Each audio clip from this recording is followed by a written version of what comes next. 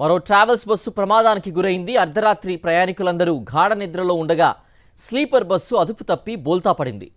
భద్రాద్రి కొత్తగూడెం జిల్లా దమ్మపేట మండలం గట్టుగూడెం వద్ద జరిగిన ప్రమాద ఘటనలో 12 మంది తీవ్రంగా గాయపడ్డారు. రాజమండ్రి నుండి హైదరాబాద్కు 43 మంది ప్రయాణికులతో కేవీఆర్ ట్రావెల్స్ స్లీపర్ బస్సు వెళ్తూ ఉండగా అశ్వారావుపేట దాటిన 20 కిలోమీటర్ల తర్వాత గట్టుగూడెం వద్ద అదుపు తప్పి రోడ్డు పక్కనున్న పొలాల్లోకి బోల్తా పడింది.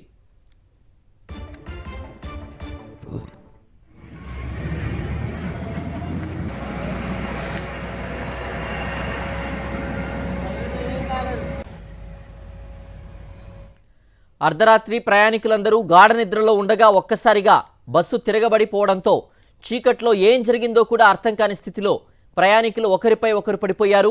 నిద్రమత్తు నుంచి తేరుకున్న వారు బస్సు నుంచి బయటకు రావడానికి హాహాకారాలు చేశారు. హైవేపై వెళ్తున్న ఇతర వాహనదారులు బోల్తా పడిన బస్సు నుంచి ఒక్కొక్కరిని బయటకు తీశారు. సమాచారం అందుకున్న పోలీసులు ఘటనా స్థలానికి చేరుకొని గాయపడిన 12 మందిని దమ్మపేట ప్రభుత్వ ఆసుపత్రికి తరలించారు. బ్రేక్ ఫెయిల్ అవడం వల్ల ప్రమాదం జరిగిందని డ్రైవర్ చెప్తున్నాడు. అయితే నిజానిజాలు రవాణా శాఖ అధికారుల దర్యాప్తులో తేలాల్సి ఉంది.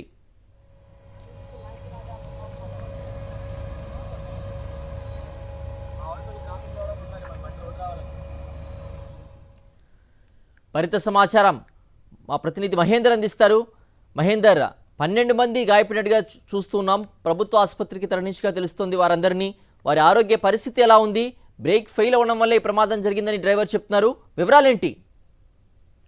సిద్ధు దమ్మపేట మండలం గట్టుగూడెం వద్ద కేవీఆర్ ట్రావెల్స్ కు చెందిన స్లీపర్ బస్సు బోల్తా పడింది. మొత్తం 40 మంది ప్రయాణికులతో రాజమండ్రి నుండి హైదరాబాద్ కు సంబంధించి వెళ్తుంది. ఇదే సందర్భంలో అశ్వరావుపేట దాటి 20 కిలోమీటర్లు వెళ్ళిన తర్వాత గట్టుగూడెం వద్ద కూడా ఇది అదుపు తప్పి పొలాల్లోకి దూసుకెళ్లడం జరిగింది. బస్సులో మొత్తం 40 మంది ప్రయాణిస్తుండగా 12 మందికి సంబంధించిన 12 మంది గాయాలయ్యాయి. వీరిని దమ్మపేటకు సంబంధించి లోకల్ దమ్మపేట ప్రభుత్వ ఆసుపత్రికి సంబంధించి తరలించారు. అక్కడ పరిస్థితిని బట్టి సత్తుపల్లికి సంబంధించి తరలించే అవకాశాలను ఇప్పటి వరకు అయితే ఎవరికి 2-3 మినహా ఎవరికి ప్రాణహాని లేదన్నట్టు కూడా సమాచారం వస్తుంది. అయితే పూర్తి సమాచారం వచ్చేంత వరకు మరి కొంత సమయం పట్టే అవకాశాలున్నాయి. అయితే నిద్రలో ఉన్న సందర్భంలో ఈ ఒక్కసారిగా బస్సు తిరగబడిపోవడంతో కూడా ప్రయాణికులు కూడా ఒకరి మీద ఒకరు పడిపోయారు. అయితే అటువైపుగా వెళ్తున్న వాహనాలకు సంబంధించి ఆపి వెంటనే అందులో ఉన్న వారిని కూడా బయటికి తీసే ప్రయత్నం సంబంధించి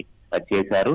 తీసిన తర్వాత వారిని కొందరు చాలా వరకు వాళ్ళు ఉన్న వాళ్ళు వారి వారి ప్రాంతాలకు బయట వెహికల్స్ సంబంధించిన మాట్లాడుకొని వెళ్ళాక కొందరు వేరే వేరే వాహనాల్లో కూడా అందరూ వెళ్లిపోయిన పరిస్థితి కనిపిస్తుంది. ప్రధానంగా బ్రేక్ ఫెయిల్ అవ్వడం వలన ప్రమాదం జరిగిందని కూడా డ్రైవర్ చెప్తున్నట్టు మనకు ప్రాథమికంగా సమాచారం వస్తుంది. అయితే దీనికి సంబంధించి పూర్తి అప్డేట్స్ కూడా రావాల్సి ఉంటుంది. ప్రధానంగా బస్సు ప్రైవేట్ ట్రావెల్స్ బస్సు నిర్లక్ష్యం అనేది చాలా స్పష్టంగా కనిపిస్తుంది. ఎందుకంటే బస్సు చలాలకు సంబంధించి వేలల్లో కూడా చాలా వరకు పెండింగ్ ఉన్నాయి. 2025 ఫిబ్రవరి నుండి నవంబర్ వరకు కూడా ఏకంగా ఇప్పుడు ప్రస్తుతం బోల్తా పడిన బస్సు సంబంధించి కూడా 14 చలాన్లు ఉన్నాయి. అంటే దాదాపు 22,000 వరకు పెండింగ్ ఉన్నాయి. డబ్బుల విషయం పక్కన పెడితే ఇన్ని పెండింగ్లు ఉన్నాయంటేనే అదెంత ర్యాష్ డ్రైవింగ్ కానీ బస్సు సంబంధించిన కండిషన్ పై కూడా మనకు చాలా వరకు సందేహాలు వ్యక్తం అవుతున్న పరిస్థితి కనిపిస్తుంది.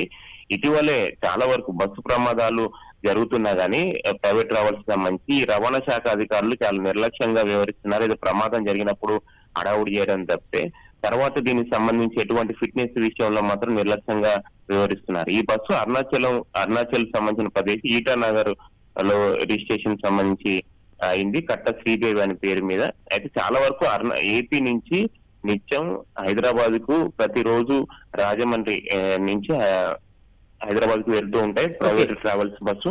అనేక ప్రమాదాలు ప్రైవేట్ ట్రావెల్స్ సంబంధించి జరుగుతున్నా కానీ ఏపీలో ప్రధానంగా నిరంతరం ఏపీలో చెకింగ్ సంబంధించి చేయాల్సి ఉంటుంది. కానీ ఏపీలో ఎక్కడ రవాణా శాఖ అధికారులు తనిఖీలు చేయకపోవడం వల్లనే ఈ ప్రమాదం జరిగినట్లు కూడా తెలుస్తుంది.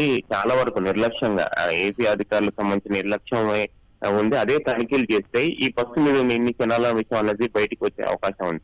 ప్రస్తుతం ఓకే మహేందర్.